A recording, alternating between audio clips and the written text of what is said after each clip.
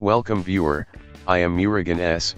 This video tutorial describes how to find and open Windows Spotlight lock screen images in Windows 11. Right-click Start button, click Run. Copy text from description and paste it.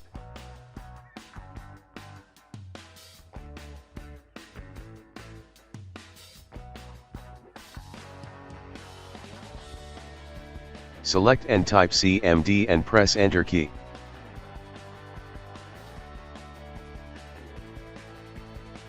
Type ren *** space ***jpg.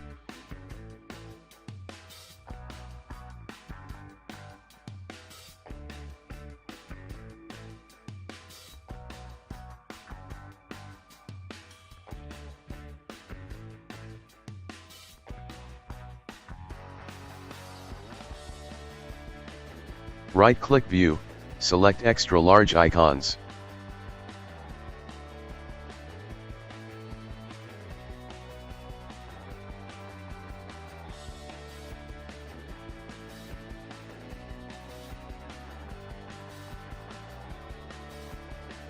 I hope this video tutorial helps to you.